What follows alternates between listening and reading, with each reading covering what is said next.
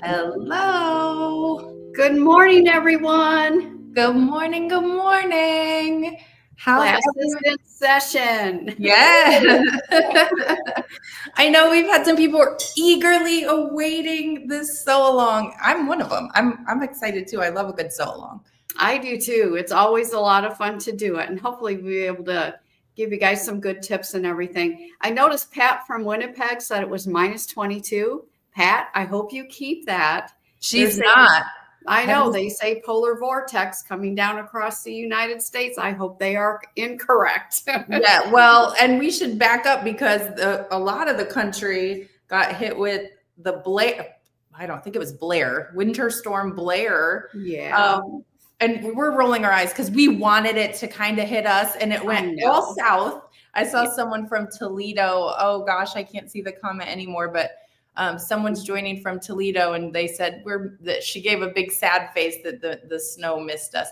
I like the snow. The ice, anybody else can keep. I know, and it seems like it's been, there you go. I had to have another fitting mug for today. How many mugs do you have anyway? Oh, I have a whole collection. Yes, Cindy said Blair is here in Virginia. So my hope is that everyone that got hit with the winter storm still has power. Okay. Yes. You have power for lots of different reasons. One of them towards the end is you can still sew and watch this and do this so long. And for other important reasons as well. So. Oh, and I know Nina was encouraging everyone to say hello if they've never said hello. And I think it was Paula Cox. Hopefully I got your name right. She said she misunderstood, and she comments every time. Please comment every time. We appreciate you saying good morning to us. Yes. And Linda made it. Linda Russell, she had something procedure going on this morning, didn't think she could make it. And here she is. In fact, I don't know, you might not have wanted your stuff postponed, but I'm glad you're here in place. And that brings up a really good point that if you aren't catching us live or have trouble or have an appointment, just know that we always have replays. Okay. So this is session 1. We're live right now on YouTube. We're live in Facebook. So 2 places you can catch that replay. Plus we're emailing out replays. If you are a Heirloom Feathers participant, meaning you've ordered the design, then check your email later, and I'm sure you're going to get a replay in there too. So the only ones who actually have to be here, Aubrey, are you and I. Well, and that was hard today for me.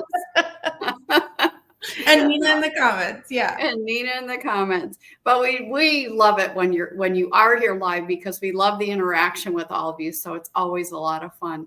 Oh, Joan. Comments are moving so fast. Major flu, Joan. Oh no.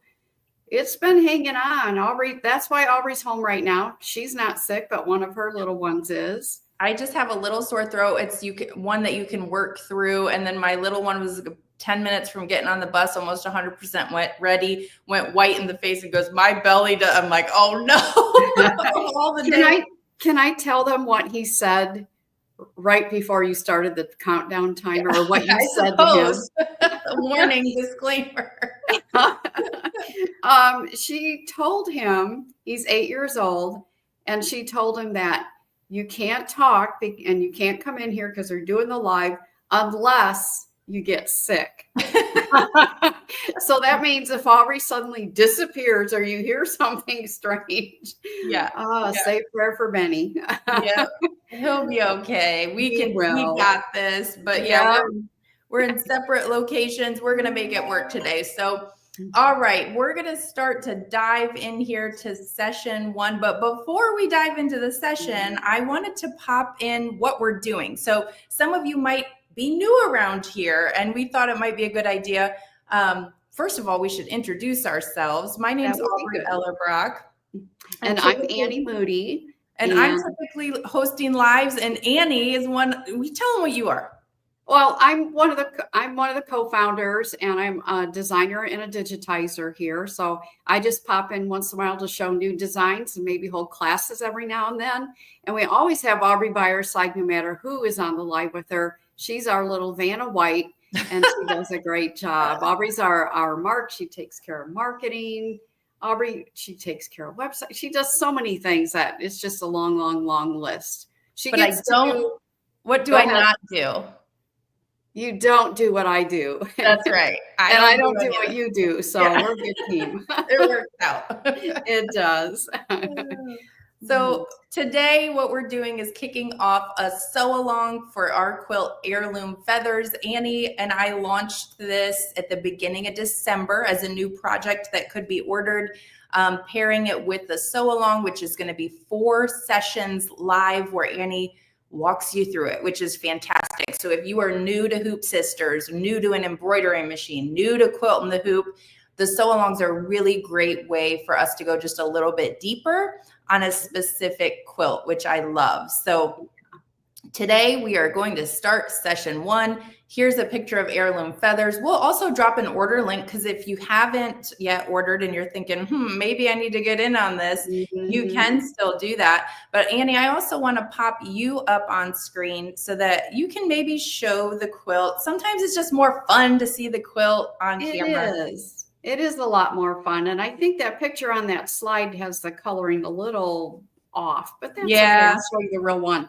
The other, what I like about this quilt is that we have a whole category of heirloom quilts, and we have different categories and stuff, but the heirloom quilts are typically a larger quilt. They're typically more traditional, and they just have, I don't know, something special about them that are different. But because they're so large, a lot of us are so busy that I like the style, I like everything about it, but I don't think I want to bite off something that large. So if you don't, but you like the style of, say, our other feathered star, which has the tips of the feathers are stitching, but you don't want to bite off that much, this is the perfect one for you. So this is one of our colorways, and this is one we had a kit for. Sorry, I'm not going to be able to get the whole thing in there, but you can kind of get the idea of what this looks like.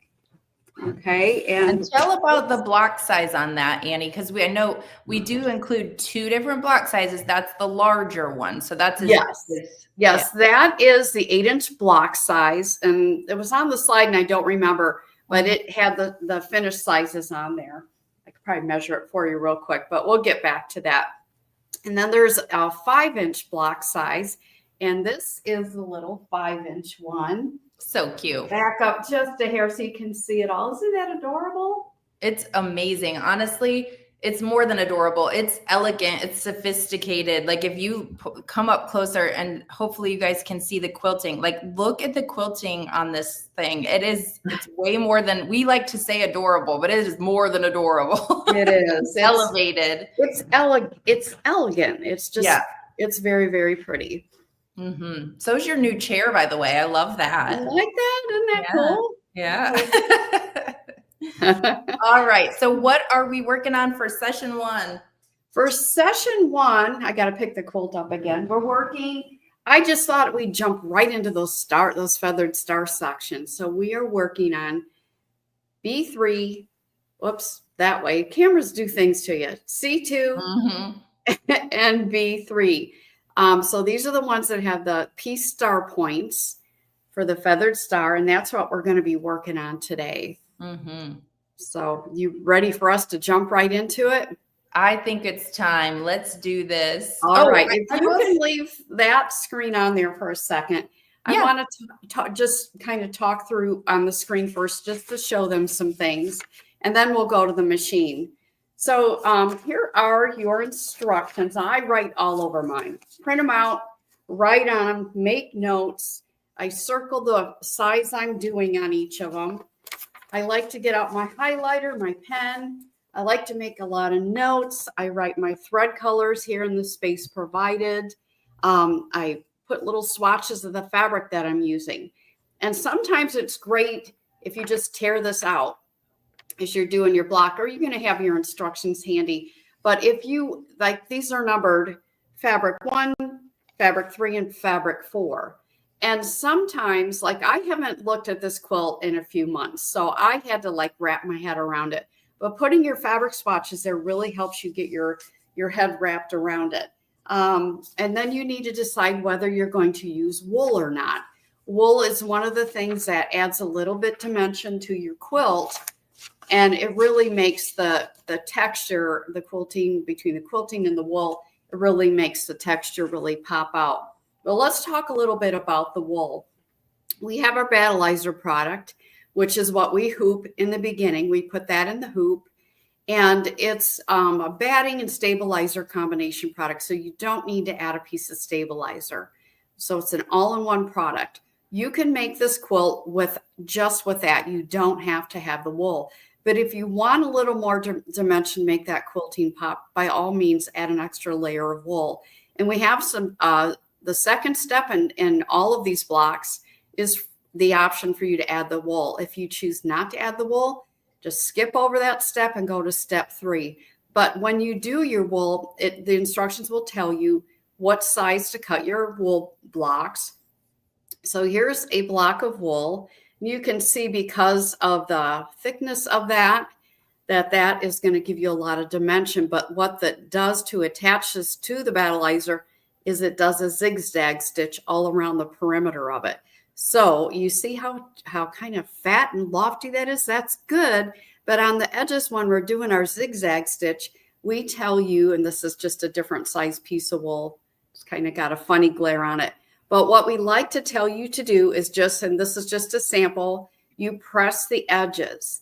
And by pressing the edges, it makes it nice and flat, just on the edges, like a 1/4 inch on the edge. I like to grab a piece of parchment paper, and I've had this piece of parchment paper forever right at my ironing board, and I've used it probably for over a year now, just this one piece of parchment paper. And I'll lay it over the top of my wool to press those edges. You can kind of see through it. This is the white parchment paper. You can see through it, and you're able to press it with your iron without having the wool stick to your iron and your iron getting all gunked up. So grab your parchment paper from your kitchen, and that'll keep your iron nice and clean when you're preparing your wool. And so I think we can get ready to get sewing now. Hey, real quick. I know you're about to get started, but I saw a comment or two that said that looks difficult. And so I think this would be right before you get into it, I want to give them some perspective on how the way that the digitizing was probably difficult, but the way that you design the quilts and our technique actually make this so simple. Do you want to talk about that real quick? It is really simple, though. I think that when you do a Hoop Sisters design, that whether it's this block that has a lot of stitch and flip piecing for those feathered star points, it's going to be exactly perfect. So if you were to stitch this out on a regular sewing machine, the traditional way of quilting, you have to measure everything perfect. Your seams have to be perfect because you want your points perfect, because you're cutting first and then you're sewing. But with a Hoop Sisters technique, you cut the fabric out and then you sew it down, or you sew your seam and then you trim it. So because it's digitized, the seams and everything is going to be exactly where it needs to be. And the other thing, there's a lot of different pieces that are stitched and flipped in this, but whether you have 2 pieces of fabric, like a half square triangle, that's your block, or whether you have this feathered star point, it's still the same technique and it's still the same process. It's just more steps to it. So hopefully you'll find as you watch this that there might be a lot of steps to it, but the results are absolutely amazing and just as easy as if there was just 2 pieces of fabric in it. Awesome. Okay. All right. Any other questions up there right now? I did have one question start, and it's from Cindy from North Carolina. She says, I don't have wool. What about a fusible fleece? Now, I don't think we've ever used that before. Yeah. And I was going to say the wool is optional. So right. It is optional. If you're allergic to wool or you don't have wool, a polyester or bamboo, I would kind of steer away from a fusible, just because it sometimes could add a little extra weight and thickness. It could possibly, depending on the product, may gum up your needle. And I would just prefer something that is not something with a fusible on it. So bamboo, polyester, wool, we choose the wool, but some people can't use wool, and that's fine too. So, and it is optional, like Aubrey said, you don't have to use it. And honestly, for the 5-inch, a lot of times we're like, it may not be necessary in a 5-inch because the quilting's closer together, but in the bigger ones, that really does make the wool pop out. Okay. That's it for now. All right. Want me to move you over to your other camera? Let's do it. All right. Okay, so I have, and I won't go through it because it is on the instructions, but I have all my fabric ready to go. I have a fabric 1, that's the gold, and the 3 is the blue. So I have several pieces in the blue for my feathered star points. And I also have my fabric 4, which is my green. So I'm going to put these aside because I do not need all of them right now. So the first step in our designs is you're going to hoop your battleizer. The next, and you're going to put water-soluble thread in the needle only, and you're going to put embroidery bobbin thread in the bobbin. Those are the first. Can you also explain what battleizer is a little bit? Yes, the battleizer it's a batting product that's specific for, well, I wouldn't say specific for Hoop Sisters. You could use it for anything. A lot of people use it for table runners and quilts. You could use it for anything. But what's special about it is that it's really thin, easy to hoop. It still has a scrim on it, so it still has the stability and also the batting part of it. So it's kind of a batting and stabilizer combo product. And like we said, you can just begin doing, like we're going to do today, we're going to skip the wool. So you'll see what you need to do to skip the wool is you just skip the wool. But I will also talk you through a little bit on what to do if you are going to add it. I'm just not going to actually do it today. So our first step is we hoop that battleizer and we put water-soluble thread in the needle and embroidery bobbin thread in the bobbin. Everyone always asks, why are you using water-soluble thread?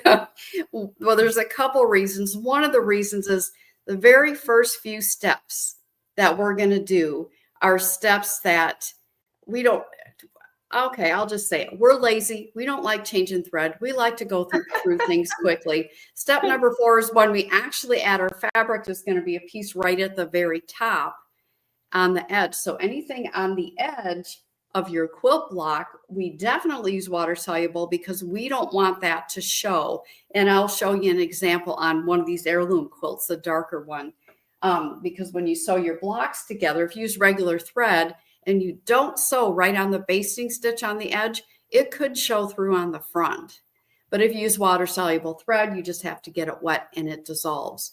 But in the beginning, we have water soluble thread because we're lazy and we don't like to change our thread a lot. I think it actually works smarter, not harder. Exactly. So now that I told you what you should do, I'm going to break the rules because I want you guys to be able to see the thread and where it's sewing.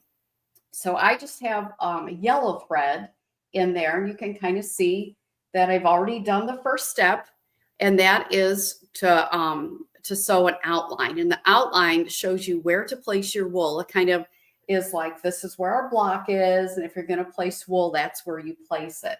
Your next step is to actually place your wool. Now, forgive me, I have that little sample piece of wool, but I'm just going to show you. We tell you to cut it the correct size, press it on the edge like we already talked about, and then you will just line it up right in the middle of where your block is. And then your machine will stitch a zigzag stitch around the entire thing. I'm going to skip that step. So on my machine, I'm going to use my arrow key, jump to the next step. And the next step is kind of like, it's going to sew the pattern right onto that battleizer or wool if you're using wool. And again, I'm using the yellow thread, but you will use a water-soluble thread for this step, just so you don't have to change the thread again.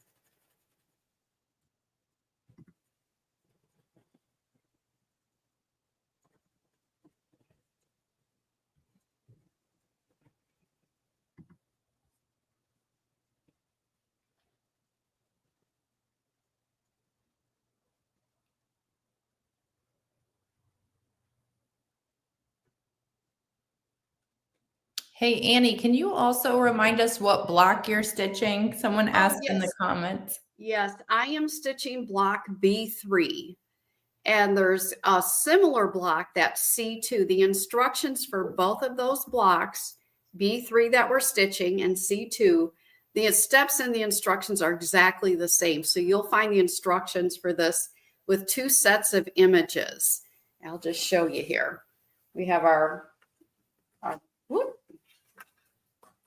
we have the 2 sets of images for each of the sets of instructions, and they're labeled B3 and C2. And you can see I made a mistake when I like to write what color fabric on there. Just another little tip.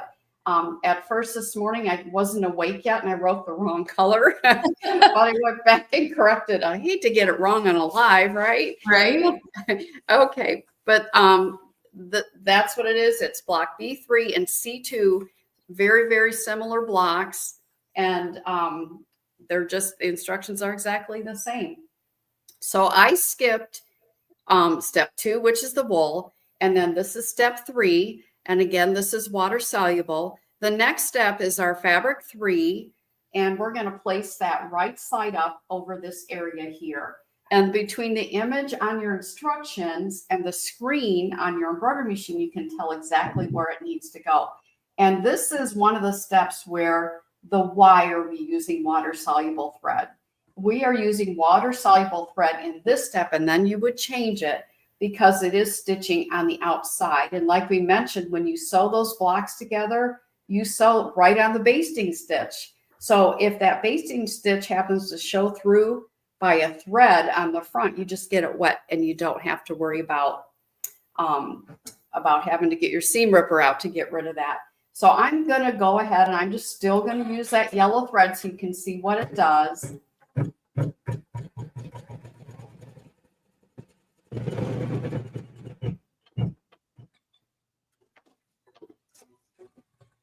Okay, so let me just clip a couple stitches here. So you can kind of tell where I placed that too. I placed this on your pattern that's stitched in that last step. I placed it about 1/4 inch past there, and we have plenty of room on the outside. So we tell you to cut the fabric the exact size that you need. So now is the time when we're going to do a seam. So we don't want water soluble thread in our seam. We want just a regular neutral color sewing thread. So now we're going to place the next piece of fabric, which our instructions, says it's fabric 4, and we're going to lay it right side down, and we're going to put the raw edges even with that first piece of fabric. And then we're going to let the machine sew the seam with the neutral thread.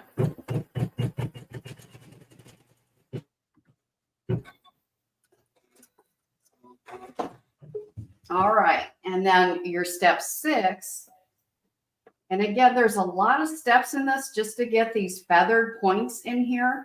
However, each step is just as easy as if you're doing a half square triangle. And basically that's a half square triangle right there. So this is going to tack our fabric 4 down. You just need to finger press it and make sure the fabric's smooth, and then it'll do that tack down stitch. So now you're going to watch me. I'm going to show you what to do. Is basically we're going to stitch and flip until we get all these areas filled up.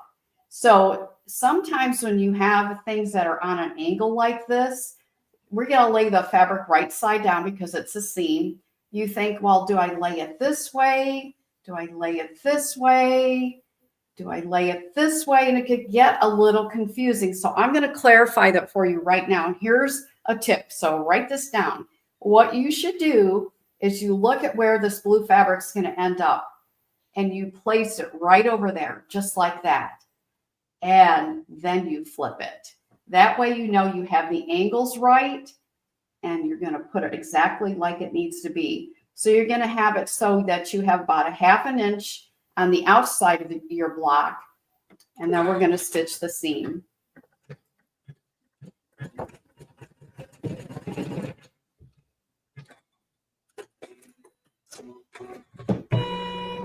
All right, and then we're going to flip it right side up.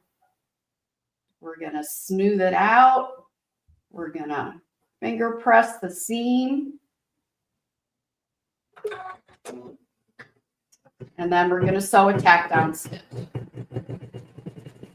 And Gloria on YouTube has a wonderful question. I'll ask Annie in just a minute. It's about cutting fabric for straight border edges.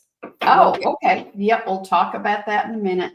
So now we have our green fabric, and you could, as the tip I gave you before, lay it right there like it's supposed to be after it's flipped, and then flip. It's like working backwards, but it's going to help you get those angles on that triangle correct.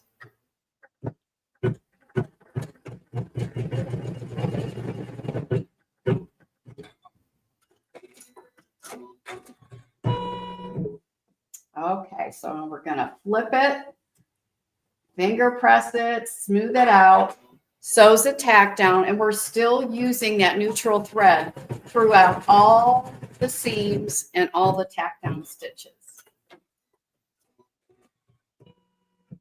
You may get somewhere, you can see I have a rather generous area right here. We have a product called a hoop scissors that I'm using right now, and I'm going to just trim that seam so that it's not quite as wide as it should be. So we have our hoop scissors, and we also have a hoop scissors mini, and they both have offset handles, which makes it great for cutting down in the hoop.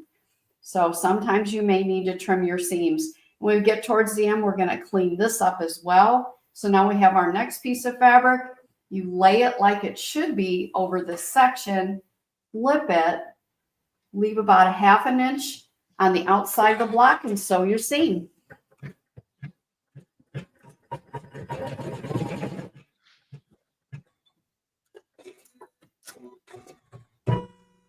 Okay, and so you can see how you just keep repeating the process until you have all your feathered star points filled. Just follow the instructions exactly like what they say to do.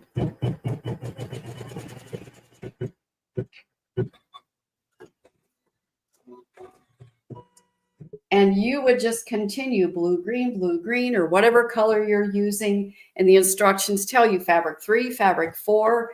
Write it down on your instructions, what color you're using. And look, I get this from a cooking shows. Look at that, we're done. Here's the finished product. So, but now I have to figure out exactly what step I need to go through. I need to go fast forward through all this since I've already done it. One thing I want to do is I'm going to bring my hoop scissors up here because I do have a lot of jaggedy. I'm just going to kind of clean this up using my hoop scissors just to get it nice and straight and not such a thick seam allowance.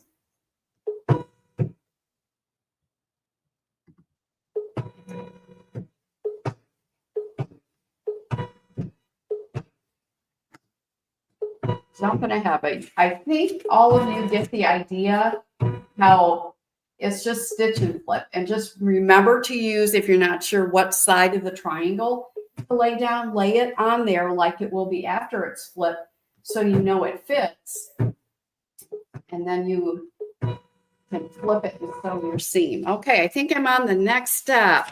And I'm going to read my instructions because I'm not going to take anything for granted.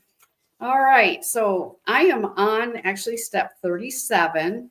And what step 37, it says to place the larger piece of fabric 3. I'm going to grab that. And this is my larger piece of fabric 3. And it says to place it right side down, raw edges even, and sew the seam using the same thread. So when you look at your instructions, you can see this is B3. So you can kind of see where the seam is going to be sewn. So that's going to definitely give you a tip of where to lay this fabric. So this is the seam for our blue fabric. Lay it right side down. Make sure you have a generous amount on both sides. And then we're going to stitch the seam.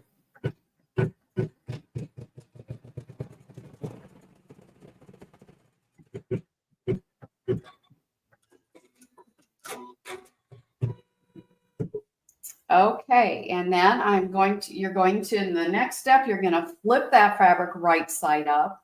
You are going to finger press it. And that's all you need to do is finger press it and smooth it out. You are also going to switch to water soluble thread because it is on the edge of your block. And as we stated earlier, when you go to sew those blocks together and you're sewing on that basting stitch, if it happens to show on the front with water soluble thread, you can just get it wet and it will go away. All right, so now I am going to, and again, I'm going to stick with my yellow thread so that you can see where it's sewing.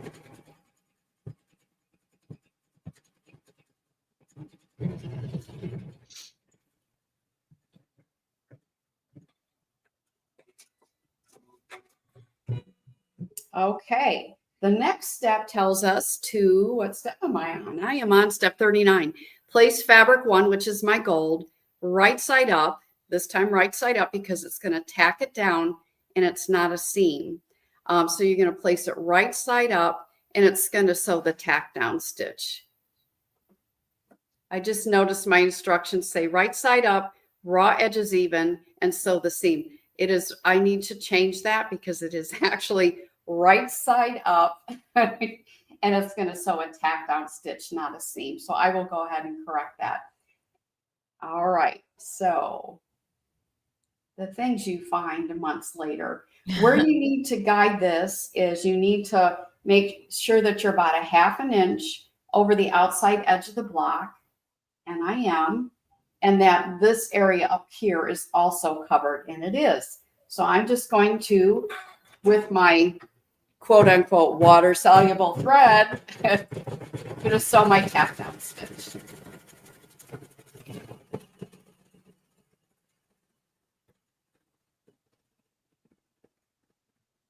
Notice what it's doing. It is going over that area twice with a smaller stitch, and then it finishes the outside edge with a little bit larger stitch. And the reason is because this is going to be, since this was a tack down, it's basically kind of an applique. And so we're going to use this time the Hoop Scissors Mini. And this is a great scissors because it gets nice and close to that stitching, and it has the offset handle to make it easy to get in there. And the reason it went around twice on that stitching area where you need to cut is so that if you happen to cut into a stitch, there's hopefully another stitch left behind. So we're going to cut that nice and close there. I've got to move my hoop to get up here. We're going to also cut it nice and close right here.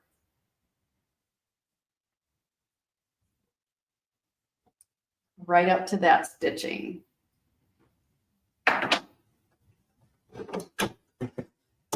The next step is going to be a satin stitch. And so you're going to match your thread in your needle.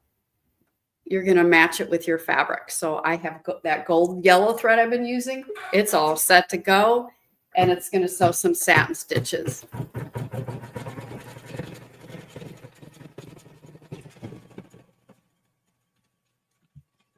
What I love about this is it's already coming together. You can already see it taking shape, and she hasn't even started the quilting that you're going to do in the hoop yet. You guys are going to love that part.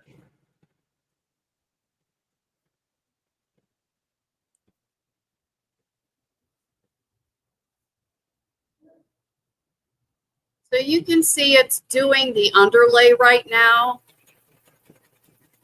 The underlay is what goes under the satin stitch, and that helps it lay real pretty. So if you have the right underlay, which we always try and put in our designs, you're going to have really pretty satin stitches and good coverage for that raw edge. Oh, Mom, while that's going on, I wanted to pop this comment on screen. I thought this was like wonderful compliment. Diane over on YouTube says that she appreciates that she feels like she knows what she's doing with our quilt and the hoop. The instructions are easy to follow, and she doesn't have UFOs. Like, what? Wow, Diane, that is like, you are 1 in a million with That's no UFOs. awesome. That's awesome. Oh, thank you for that compliment. That was really nice. And Gail says the instructions, and this is, I've popped a few comments like this, which I'm not surprised we get these comments quite frequently, but Gail says that she's also found the instructions very easy to follow and well written. So that's a nice compliment. That's nice. And I see Donna says it's addicting. Yes, it is. Yeah. So just a disclaimer, if you're new here, it's a little addictive. And Vicky is heading down 75 south. Oh my gosh. So be careful. I don't know exactly where you're at, but it gets snowy past us. Yeah. Safe travels, Vicky. Oh, look at that satin stitch coming together.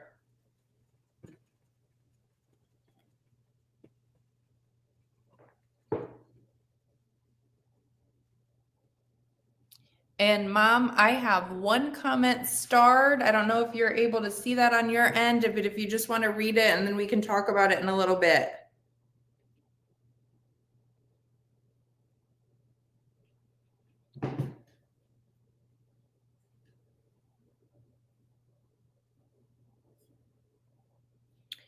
Somebody also asked if they can use like a little iron on the seams. That's really not needed. You can just finger press it like Annie is. That'll help keep your wool from just kind of being pressed too flat.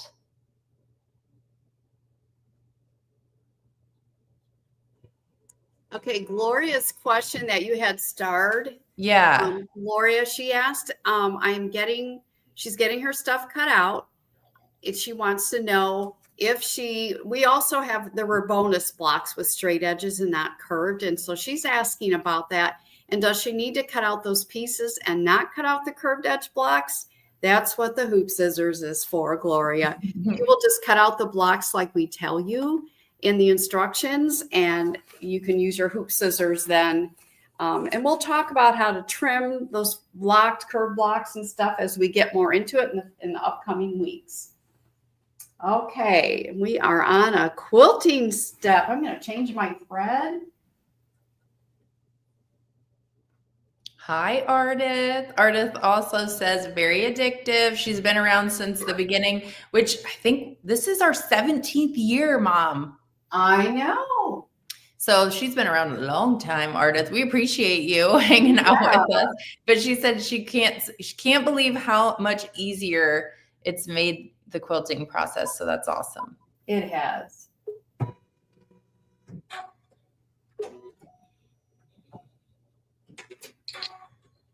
Gotta love needle threaders on machines. And Donnie over on Facebook asked a question. Oh, there we go. Donnie missed the beginning, but the is battleizer the only thing in the hoop? Do you have a stabilizer in there too? Well, that's actually the magic of battleizer. Yeah. Batting and stabilizer all in one product. So yes, we only have battleizer. Okay. And Jenny has a question, a very important question, because I mentioned that step 39, I talked as though it was a seam and it's actually tacked down. So there'll be an update. I'm going to do the quilting. Aubrey, do you want to talk about the updated instructions? Yep, go ahead. So I did see Diane, I believe, asked this exact same question. Yes, anytime that we notice a mistake, we correct it because mistakes happen sometimes. But yes, Annie is after the live, obviously, she'll get in there and just kind of reword that part in the instruction that she noticed while stitching this out. And then what we'll do is we'll update the files online and we will get you guys some updated instructions for that. It's just the update is only to the instructions. The files are wonderful. So just know that we'll probably post that instructional page in the Facebook group and find a way to get it out to you all. Maybe we'll email everybody too. But yes, we do distribute it. We email everyone who's bought it and let them know that there's been an update. So that will happen. Give us till the end of the day though, since we got to make a change and all that good stuff, but we will make sure you get what you need. I'd like to say we're perfect, but unfortunately we're only human. Yeah. Okay, one more step. This is actually the last step and it's more quilting. So I'm going to put a green thread in the needle and it's going to do the final quilting step on there. I see somebody mention about no backing. No, this design, it's small enough that it just is easier just to add a one-piece backing. Hold on here. I can't talk and sew at the same time sometimes. Okay, so I have my green thread, which is my thread D, and the needle, and I still have embroidery bobbin thread throughout the entire design because there is no back on it. So you're gonna do a one-piece back on this quilt. Right, we're gonna do a one-piece back on the back of it. And a lot of times our smaller projects, we like to do it that way, just because you don't have to match your embroidery bobbins. And typically a smaller project is going to be like a table runner or wall hanging. So you really won't see the back anyway. It's our larger designs. Like for instance, all the big heirloom quilts. And a lot of times those big heirloom quilts, it's easier to put the back on. And it's something that people will see the back. So you can see the quilting come through on the back. So two different ways to do it. This one is a one-piece back all the way through. And Martha, that's a very good question. Can you pop Martha's question up there? She had two. She wants two. to know if you're making a bed quilt, when would you put the backing on? If you're doing a bed quilt, Martha, and say you're doing, I'm guessing that you're thinking maybe to make 4 of these to make it larger, which is very easy to do. I would take the backing and put it on each of the 4 sections. So you back each of the 4 sections, and then you would sew the 4 sections together and put sashing over the seams. That's how you could do that. Good question.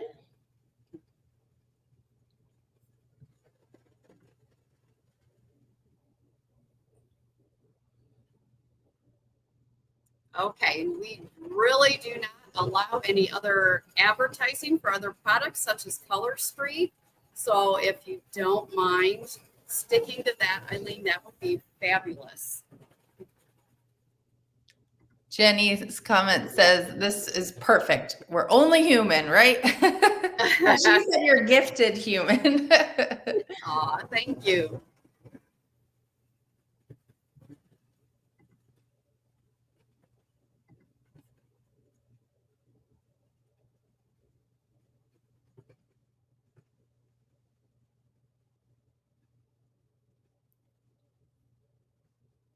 I'll talk a little bit more after this step is finished about making it into a larger bed quilt, how to do the backing.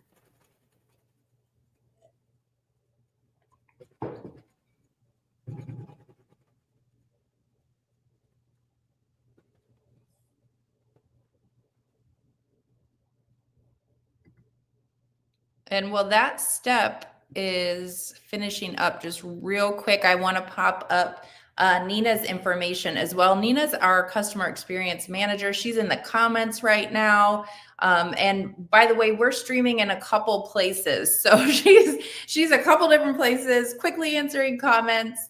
But just know that if we don't get to your comment or we're not understanding it correctly through the live process, well, comments are flying in from a couple places. You can always reach out to us and we will make sure that we get you all taken care of. Her phone number's on the screen as well as her email. Maybe wait till after the live part is over since she is helping in the comments too. But I wanted to mention that. All right, your camera is back, Annie.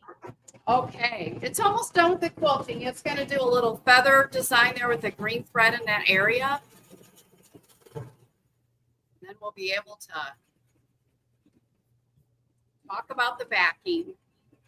Okay, so while that quilting is stitching, I also wanted to just pop up, quickly talk about a couple tools that we recommend when doing our quilts. So first is the battleizer, which we've mentioned on here. Again, that's the batting plus stabilizer product all in one. So no need to add any stabilizer with our quilt projects if you're using the battleizer.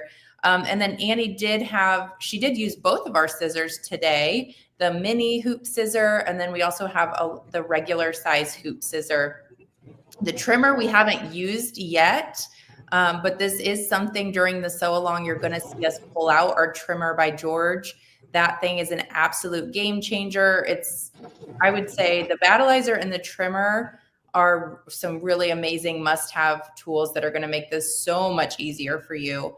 And then we're going to be using monopoly thread. She's using Vanish Light, or telling you to use Vanish Light, but using a colored thread just so you can see. We do have some wool options and a strip stick. So these are all tools that we mention in our instructions, and we will be showing you throughout the course of the sew along series. Speaking of sew along series, Mom, are you ready, or do you want me to keep talking? I am ready. You can talk about the next ones if you want to. No, I'll wait. Go ahead. You're on camera. Okay, I'm going to show them the little block that we have done this morning. There it is.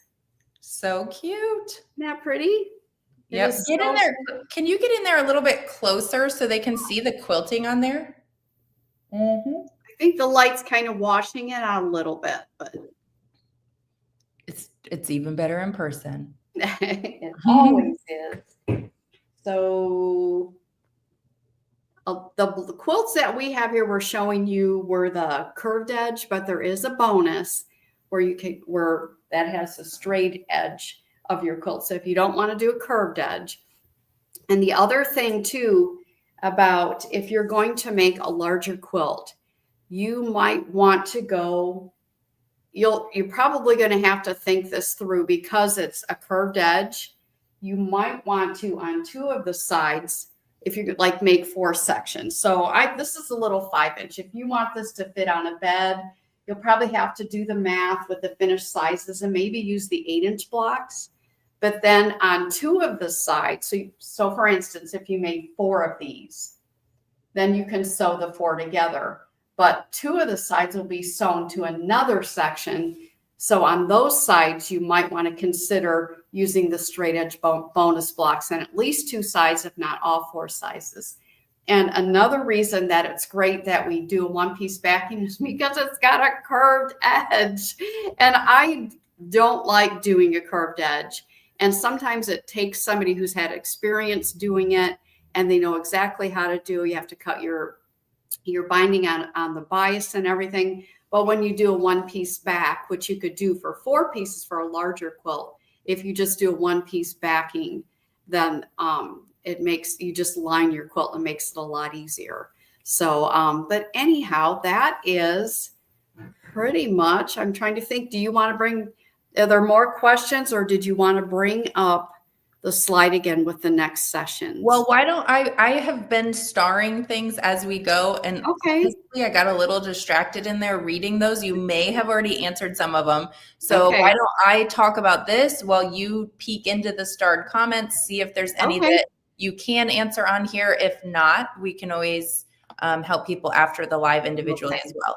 So we should probably talk, maybe since we're in the beginning stages of this, of maybe getting organized for every week if you're actually sewing along with us, and how to get organized for a big project. Yeah, and the other thing that I'm seeing some questions on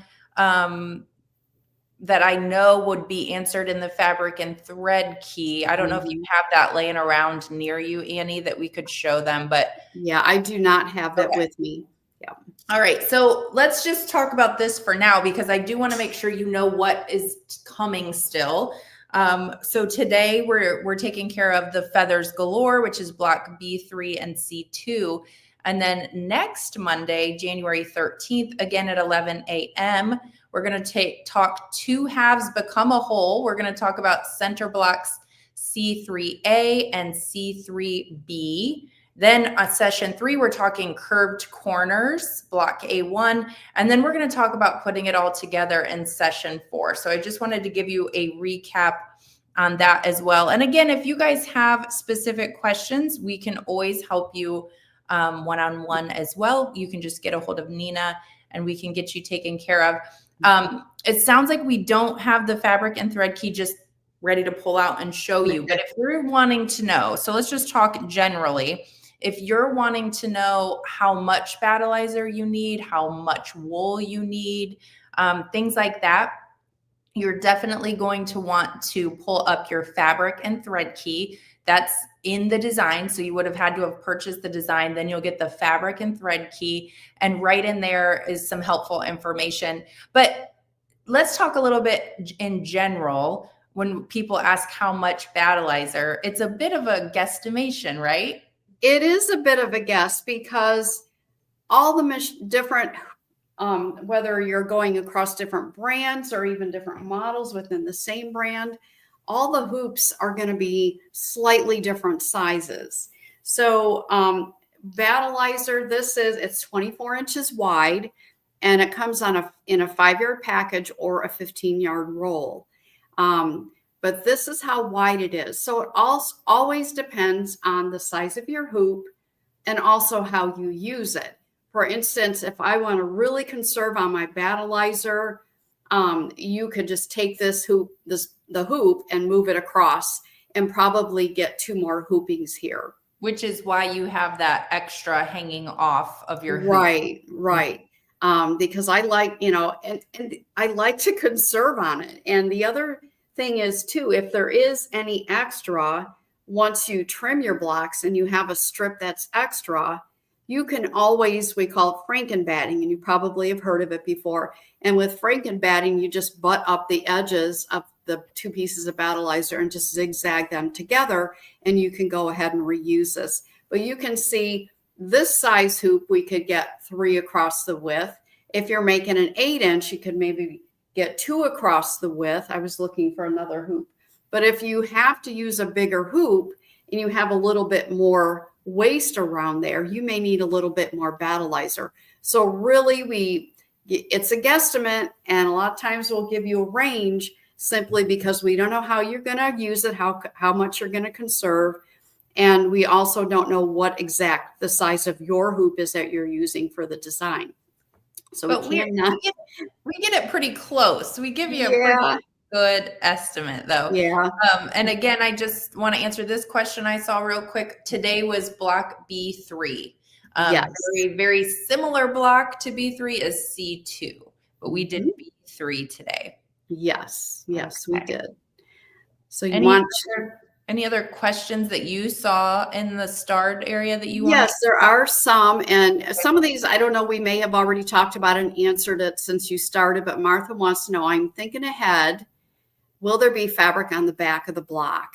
And she was thinking ahead, but we kind of addressed it already. As while it's in the hoop, we do not put the fabric on the back of the block. We do a 1-piece backing.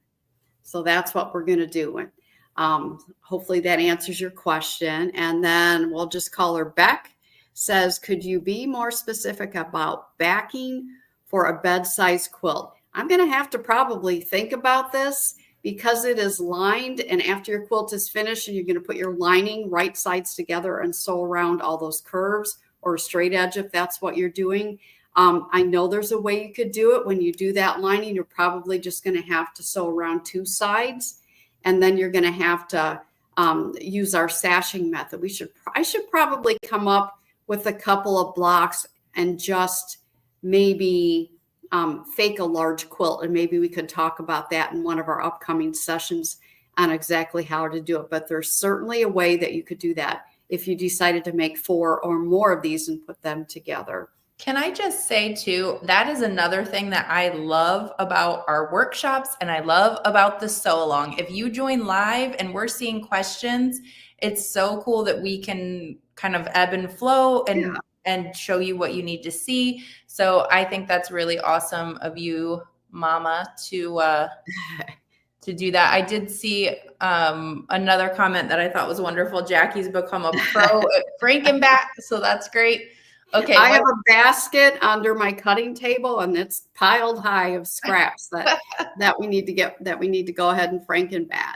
Okay. What question are we doing next? Okay. So Carolyn says, if I did this design for a king size bed, which battleizer would you recommend? Well, there's actually only one battleizer. The the one and only battleizer from Hoop Sisters, that is what we would recommend that you use. And as far as how many, I would suggest that if you're going to make it, you're going to probably have to measure your bed and stuff and see if you need to make like 4 patch of the 8-inch blocks, or maybe you need to make like 3 or maybe even 4 sets of the 5-inch block to get across the width and the drop of your mattress and stuff. So you may need to do some measurements to see how many. So however many of these quilt sections that you think you need to make to cover your king size bed, just multiply that number by the approximate number of battleizer that we tell you to use. And so let's see. And then Heidi Lynn says, how can we have the quilting? How can we have the quilting show on the back of the quilt as well? Well, there are ways you can do that, Heidi Lynn. I'll be honest, I kind of don't like to mention this because sometimes it could get people confused. But if you do want to match your bobbins, it's a completely different process. But if you do want to match your bobbin to your needle thread so that the quilting shows through on the back, you can put, like if you're doing a 5-inch, you're going to need a 6-inch square fabric to put on the back. If you're doing the 8-inch size, you will need a 9-inch piece of fabric to put on the back. But you will have to go back to step 1, that initial basting stitch, to stitch it on there and hold it. And like I said, sometimes when you go back and forth in the design, you could lose your place in the design. So really pay attention to that. The other thing you can do, if you want to have the backing in there, is you could just put your backing on there and then go through the quilting steps. You might want to, before you do the quilting steps, just kind of peek under, make sure that your backing fabric is laying where it should be. And then when it gets to the end of your design with the last quilting step, it'll automatically go back to step 1. And then you can put your water soluble thread in the needle and you can sew that step 1 all over again to keep the back on. And that also gives your trimmer something to put the edge on when we're trimming it. So if that's confusing, just call here. I'd be happy to talk with you in person so that I want to make sure that you're understanding it. I would also say if you're new and you're following along the sew along, do it the way we're doing it. Yeah. There will be more quilts. There will be different backing options. Oh, yeah. If you are new and you're just learning it, just follow the instructions and follow what we're showing you in the sew along. Don't try to get fancy on us yet. Okay. All right. Diane says, for Franken batting, have you used a fusible? I'm thinking she's talking about a fusible tape for the seams. I have not. Diane, give it a try and see if it holds up. And if it does, get back to us and let us know. It might be a lot quicker than zigzagging all of them together. And Diane asks, is there a direction for hooping the battleizer? I'm assuming, Diane, and correct me in the comments if I'm wrong, that you're asking a right side or wrong side to it, is what I'm guessing you're asking. There is one side, if you look at the edge of your battleizer and you pull it apart, you can see where the stabilizer or the scrim part of it is. And that should go on the bottom and the other on the top. If you're using wool, it's really not going to matter which way you have it because the wool is going to give you that dimension. And if you're asking about directions for how to put the battleizer in the hoop, basically, there's all different kinds of hoops. There's magnetic hoops, and there's a kind with clamps on it. There's one with an outer hoop and inner hoop. So just however you have been taught to hoop your fabric and stabilizer, it's basically the same process. You may need to loosen the screw because it is a little bit thicker than, say, fabric and stabilizer is. So, Diane, I hope I answered your questions. This one I did not start, but I just saw it. I agree. Just follow the instructions. Right. Especially a first timer. And I love, Daria, that you are saying you've gotten tons of compliments. And that's what's so cool about this It looks like you're a master. Yeah. So simple. Okay. Okay, Millie, you have a great question with a one-piece backing. How is it quilted to the body of the quilt? That is such, we haven't gone over that. I'm going to show you the back, and hopefully you can see it.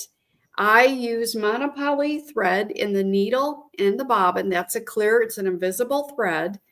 And basically you just stitch in the ditch to hold all that together. And that holds all your layers together. When you stitch in the ditch with invisible thread, you don't see it. No. So that's the back. I'm going to bring up the other one. The other one I think is a solid color backing, so you can see where the quilting is a little bit better. Mm-hmm. It's just stitched in the ditch. And we talked earlier about using the water soluble thread, and I said I was going to show later on, so you can see right in this area right here. Sorry, when you're in the looking at the camera, it's backwards, and I don't know which way to point my finger. But you see what looks like white thread right there. That's water soluble. In our quilts, we usually leave that in there because the question always gets asked. But once you get it wet, it disappears and it looks fantastic because it just goes away. Ardith, just buy the bolts. She's right, because you're going to need it again. It's that addictive thing. You will use it, and you can use it. People tell us they use it in other projects and stuff all the time. So it's a great product. And Diane needs to talk to Ardith. What is battleizer? Is it batting? What about backing for the quilt? Okay. Diane, a battleizer again is our batting and stabilizer product. It's a combination product, and that's what you put in the hoop. And it's very stable, holds up to all our quilting, the stitching, the satin stitches, any embroidery we might put in our hoop. You don't have to hoop or buy two products. You just need the one. And I think, Diane, hopefully you caught when we were talking about the backing for the quilt, because it's just a one-piece backing. It's basically lined, and then you stitch in the ditch to hold all the layers together. And what else we got here?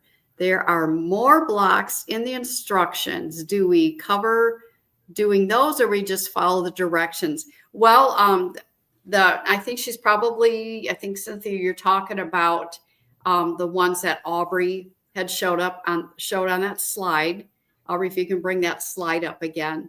There are more blocks in that, but I'm thinking that we have covered the most ones. Like the next section, there's actually two blocks it's two triangles that we sew together and it becomes one block. So we're hitting the things that you may have the most questions on. We're doing the curved corner, and we may have left out a block or two, but once you go through all these sessions and you follow, our instructions, it'll be crystal clear, and you won't have any questions after that. And if you do, you can always call us and Nina will help answer your questions, or she'll turn you over to me if she needs any further help. And the size block that we stitched today, Jackie, was the 5-inch block. Yep. Getting a dry throat. I don't usually talk this much. You're doing a great job.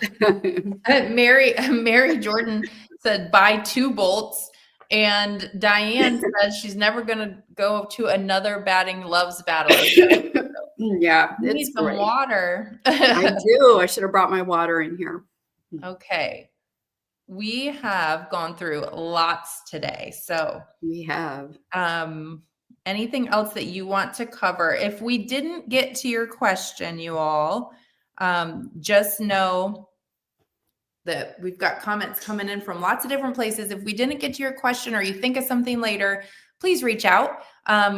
If Nina can't help you, Annie will help Nina help you. And Nina probably knows. So get a hold of us. And we always try to do our best to help you on the lives, but also sometimes it's just easier to help you one-on-one and hear your question and make sure that we're understanding. So please feel free to reach out. Jackie's still trying to decide what size to do. So I get it. You'll have to figure out where you want to put it and what you want to do there. And I saw someone earlier saying they're still picking out fabrics. So So yeah, you'll get there. You'll figure it out. The good thing about Well, this is that there is replays for all of these as well. So when you get down to it and you want to sew, you can press play, press pause, rewind, all that kind of stuff. yeah. And So before we go, Aubrey, I just want to give another tip is that, and maybe I said this, I don't even remember, but if you want to get organized on a project like this, get out your fabric and thread key, or your instructions. And for each set of instructions where it tells you how big to cut your fabric, the place where you can put the boxes with your little fabric swatches, get it cut out in advance and put it in a Ziploc bag. And that way, when you're ready to sit down and sew, everything's cut out and ready to go. It might take a couple hours in the beginning to do all that. But then when you're sewing, you can just start doing blocks and you start pumping them out a lot faster that way. You get your wool prepped ahead of time, and that always works great. okay. The other thing that before we sign off here today, I want to remind you guys about is that we actually have more lives coming this week. And how many of you are not doing this quilt, but you just wanted to see the process? Could you drop like a number 3? Or maybe you haven't started or committed or ordered the heirloom feathers. Drop a number 3 if you were just hanging out here, just trying to figure out what you think, or maybe you're just new. Drop a number 3 in the comments. I'd love to. Oh, look at that. Okay, wow. There we go. So nice. Hopefully this was helpful. Hopefully you learned something. Now you can still order this project, but I also wanted to let you know that we have a 2-day workshop coming up this week, January 8th and 9th. So not tomorrow, but the next day, we're kicking off a 2-day workshop. This one will be myself and my sister, Sarah, and we are doing the Hugs and Kisses workshop. I wanted to let you know that we do have a workbook for this, which I'm excited about. It has the schedule. Look at all these number 3s. It has the schedule in there. It has links so you can click on it. Registration for this is open right now. And if you register, you're also going to get a little heart that you can make for absolutely free. So you can try us out. So if you're a number 3, you're not doing this quilt, number 1, you can do this quilt. Okay. So the link to that is in the comments. But also if you're just kind of still thinking about all this, we have a really great project for beginners coming out in this Hugs and Kisses as well, which Nina is dropping the registration link for. So there's still time to get in on that. And this is the freebie that we are going to automatically send you with your registration confirmation. Okay. So lots to consider. Do you want to go heirloom and dive in and join us for the next 3 sessions of heirloom feathers?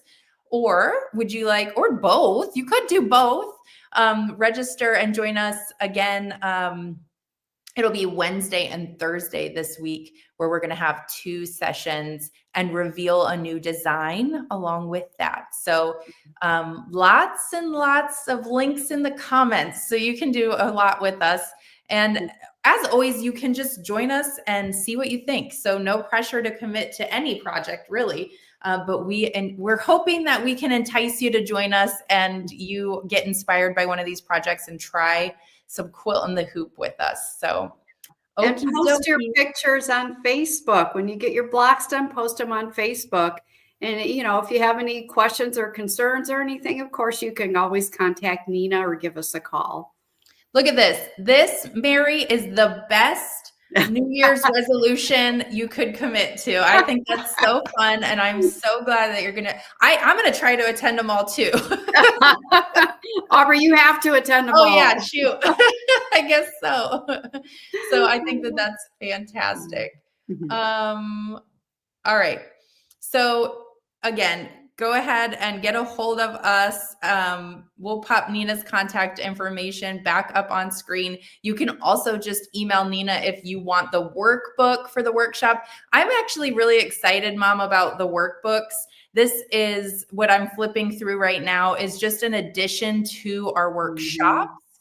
So it's more work for me, but I'm excited about it because truly I think they're going to be helpful assets for you, but they're also just going to make our workshops, which I already think are engaging and interactive, because we do like to go through your comments, highlight your comments. But we also have like a fun fill in the blank inside here. They're all going to be just a little bit different, but this one is available now. And you can have it out, print it, and have it out when we do the workshop on Wednesday and Thursday too. So it's a perfect complement to our workshops. I love it. I'm glad it's more work for you. Okay, well, speaking of work, go update those instructions. I will. I will do it right away. First thing, I'll have it done within an hour. Okay, awesome. And if you guys have any additional questions about anything that we talked about, go ahead and reach out to Nina. And otherwise, we'll see you for the Hugs and Kisses workshop this week. And then we'll be back next Monday with Annie again for session 2 of our heirloom feathers. So, yep. Well, I'll see you Monday. All right. See you later. All right. Bye.